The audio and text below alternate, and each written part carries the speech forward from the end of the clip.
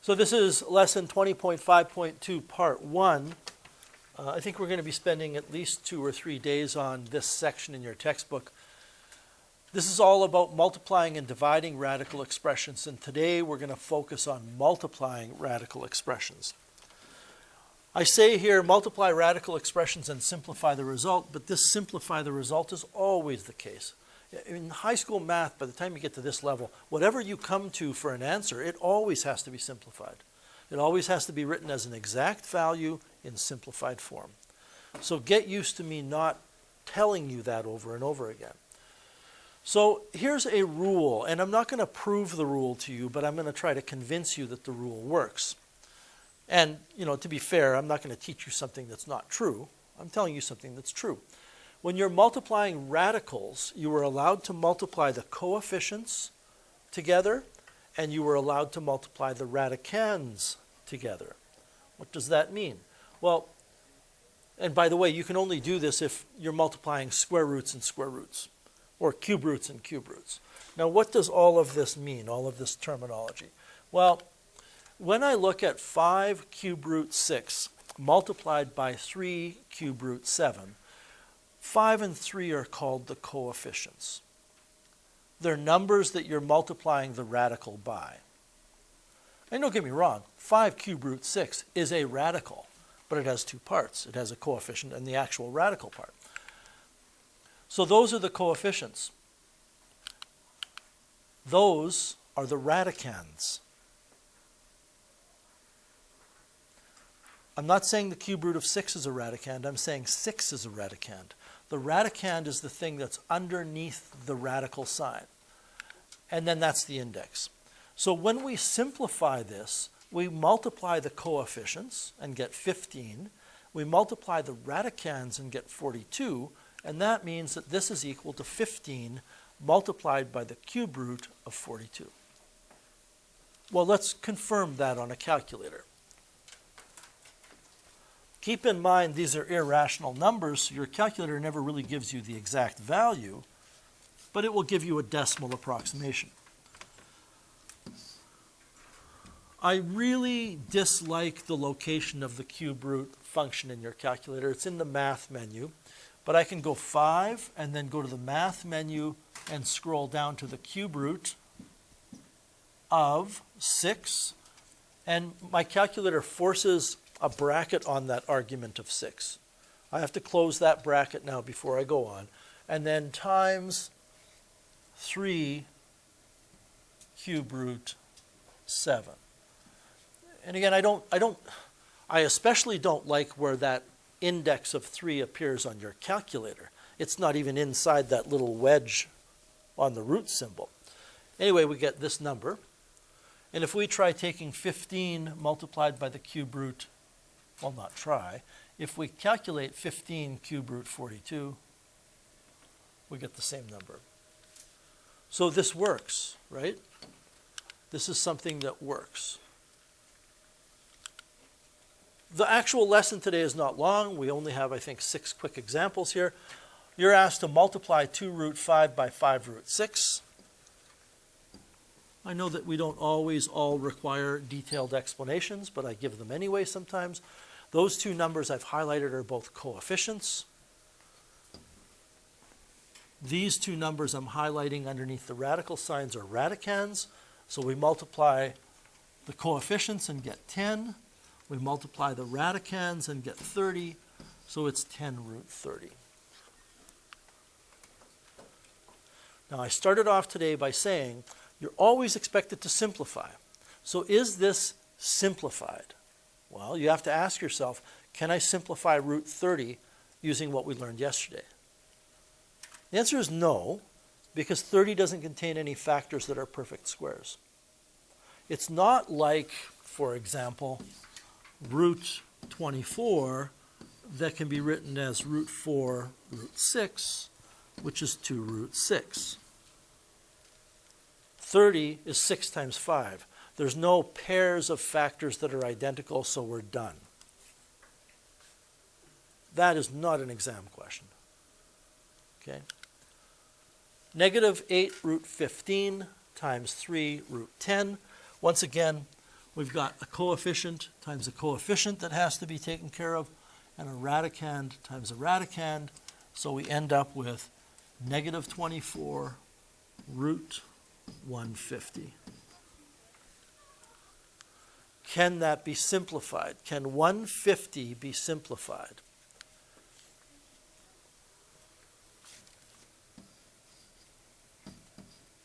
Well,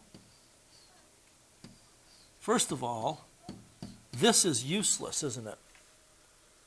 All we've done is we've gone back to the original question, and 15 is not a perfect square, and neither is 10. When we do this, what we would like to do is identify a factor of the radicand, 150, a factor of 150, that's a perfect square. What number divides as a factor into 150 that's a perfect square? 25.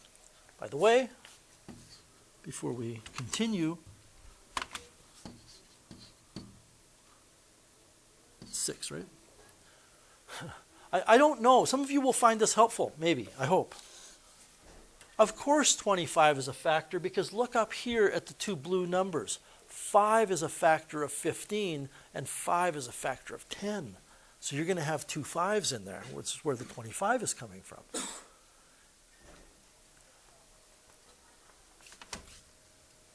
Five goes into 15 3 times, 5 goes into 10 twice, 3 times 2 is where the 6 is coming from.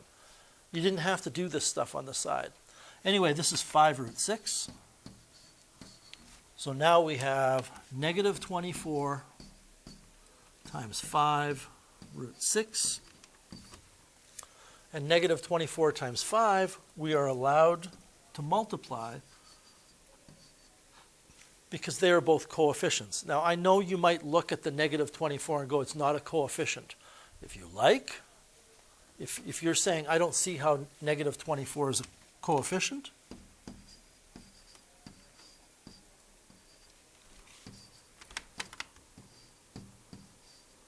there you go. It's a coefficient. It's a coefficient of a radical with a radicand of 1. So you multiply the two coefficients and get negative 140. 120. Thank you. Negative 120 root 6. I mean, this is overkill. You don't want to or need to do that. I'm just pointing out why we're still going to be able to multiply the negative 24 and the 5. And that's it. That's the answer.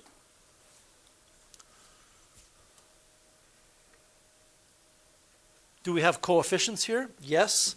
They're just not numerical coefficients. One happens to be an algebraic coefficient because it's not a number, it contains x's. But I can multiply those, and I can multiply the radicands and get 2x times 4, which is 8x, root. I'm multiplying the two blue things, so 5x to the 5 times 75x to the cube. Well, what's 5 times 75 is 375. And then we have x to the 5 times x to the 3, which is x to the 8. And now this, we learned how to simplify yesterday, right?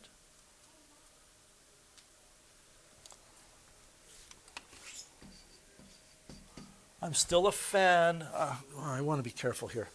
When I say I'm a fan of doing the simplification of the radical on scrap paper, I think it's work that needs to be shown on an exam. I don't mean you're doing it on scrap paper on a written response and then throwing it out. I mean you're doing it off on the side. Okay? If it's multiple choice, who cares? But let me clean this up a bit. So 375, I'm pretty sure 25 goes in there. Well, I know 25 does, because 25 is a factor of 75.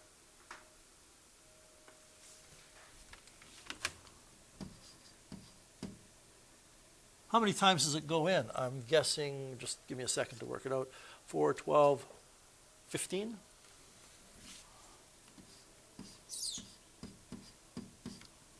And we're entering into territory here where, I mean, I don't know what to say about the rest of it. What you write is up to you, and it depends on how you look at things personally. Personally, I know that it's, I know x to the 8 is going to become x to the 4 outside. I just know the square root of x to the 8 is x to the 4. If you want to break it down into x to the 4 times x to the 4 and say, I'm going to take out both of these and write it as a single, you can. If you want to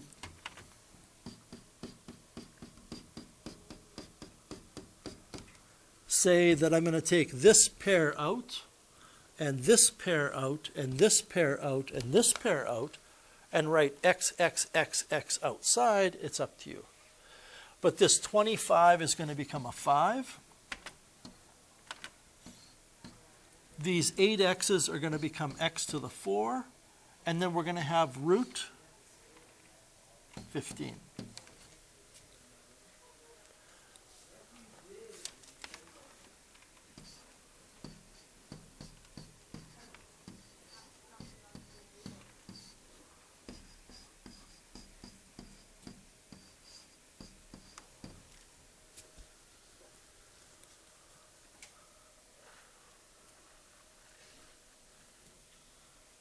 Eight times 5 is 40. X times x to the 4 is x to the 5. And then we have root 15. Any questions with C? I have a question for you. When we looked at A, it was all numbers. B was all numbers. C has variables. Are there any restrictions on the variables?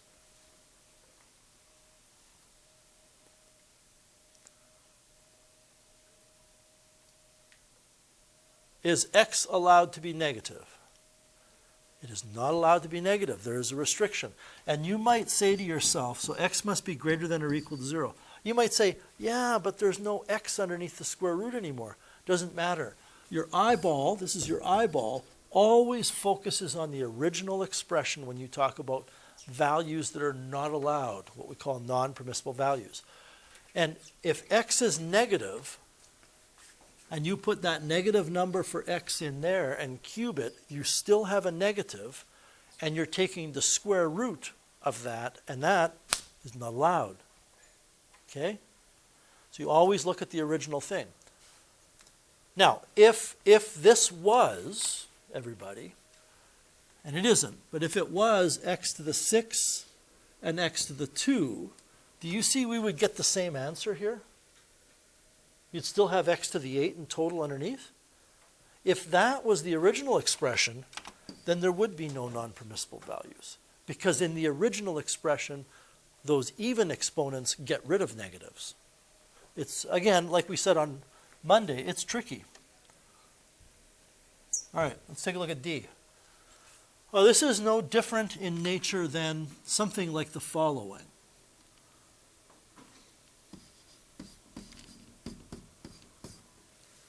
You're taking a monomial, just so you see what my comparisons are here. You're taking a monomial and you're multiplying it by a binomial.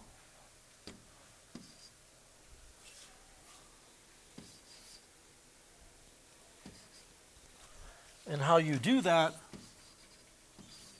is you use the distributive property.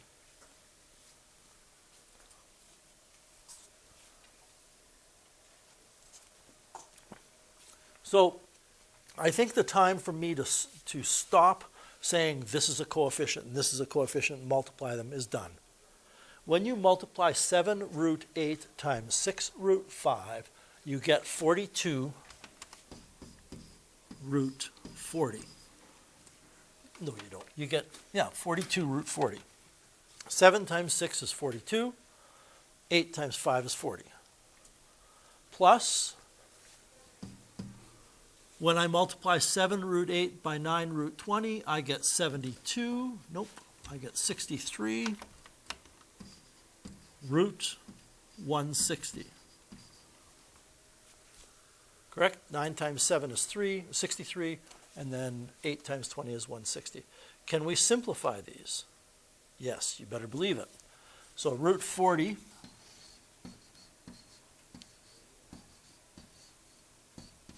is root 4 root 10. And same as always, I'm going to start picking up the pace here.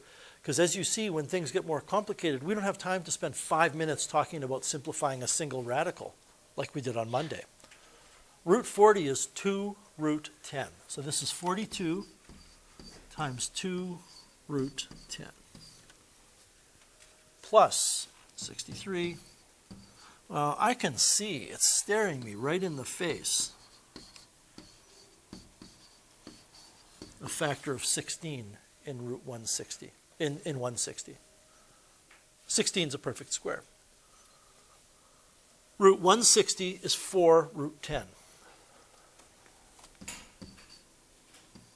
And by the way,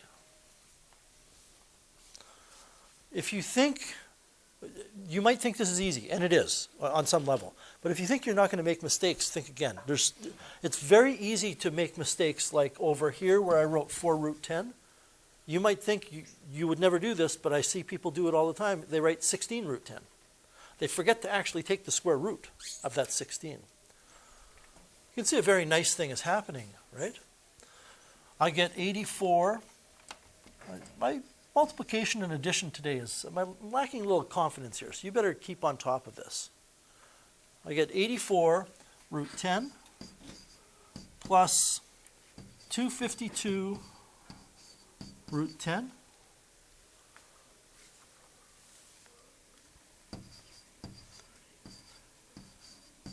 which is 336 root 10. Any questions with that one? But Mr. Way, somebody asks, could we have simplified some of these radicals to begin with? Well, I can simplify root 8 and root 20, can't I? Let's see what happens if you go down that path. I'm just going to do this up here, that root 8, just give it some thought. I'm not going to not explain things regularly, but root 8 is root 4 root 2, right? So that's 2 root 2. Root 20, think about why it would be 2 root 5. 20 is 4 times 5, and root 4 is 2, so it's 2 root 5. Are you with me on that? Okay. So what do we have here? We have 7 times 2 root 2, and then we have 6 root 5 plus 9 times 2 root 5.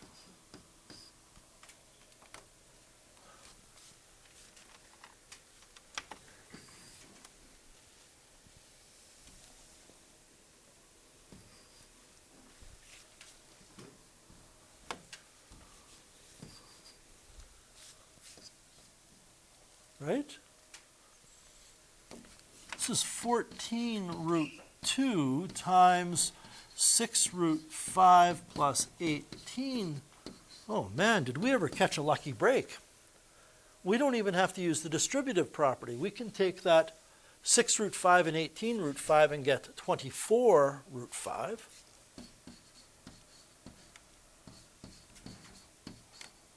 Boy, I sure hope that 14 times 24 is 336. It will be. And this, some of you have kind of been keeping an eye open when I'm helping my Math 30-1s. We're talking about trigonometry a lot. And there's so many ways to get to an answer. And you're not always sure which way is the most efficient. You know, you might see your end game down the road, and you start walking down that road and you get over a hill and there's a moat that you have to swim across that you didn't see coming. On the other hand, you might look at your destination and turn in this direction and the forest is there. And you might not realize that when you take one step into the forest, there's an automated walkway that takes you right to the end. It's an analogy, right? So you have to explore these different ideas. Let's take a look at the next one, E. Well, this is no different than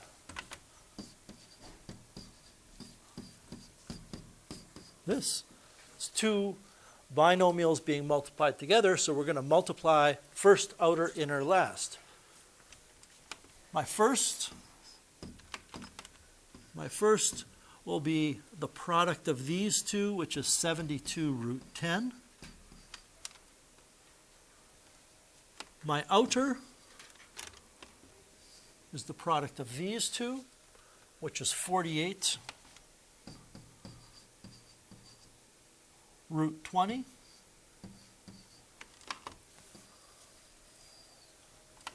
My inner, whoops,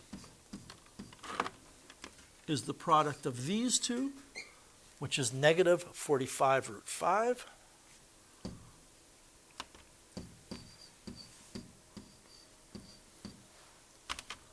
And my last is the product of these two, which is negative 30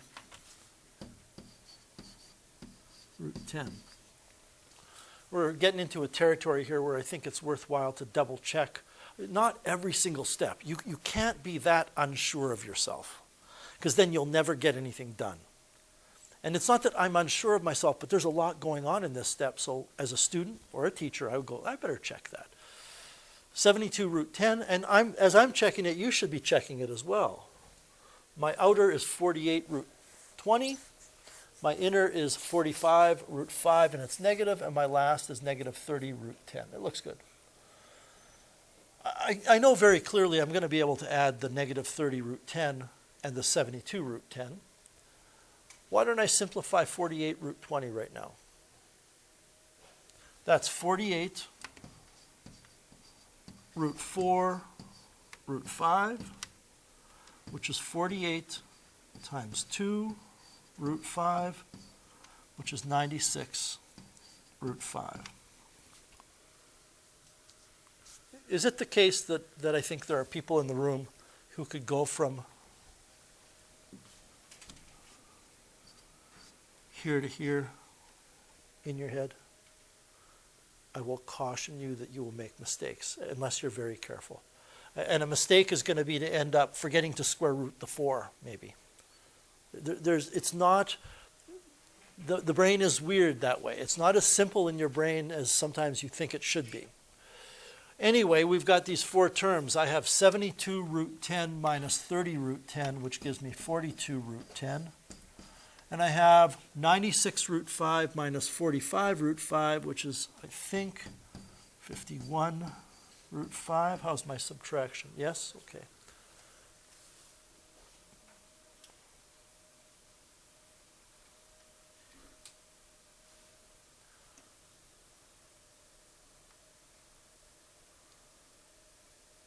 F, first of all, are there any restrictions on the variable d?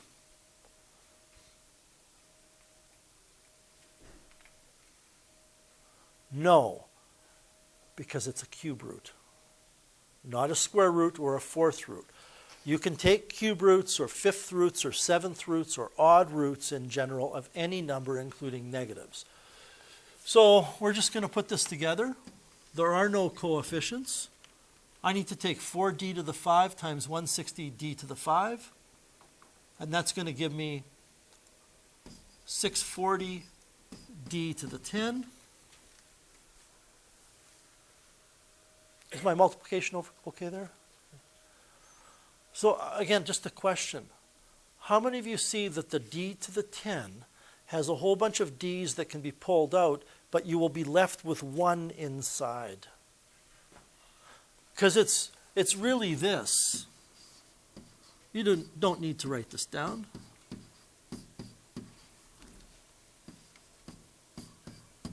Right, we've got 10 d's multiplied together. The cube root of each d cubed is a single d to the 1. So what we're going to end up with outside is a d and a d and a d, and inside we're going to end up with a d. I don't care how you get there. Really, there's no work to be shown here. The 640, well,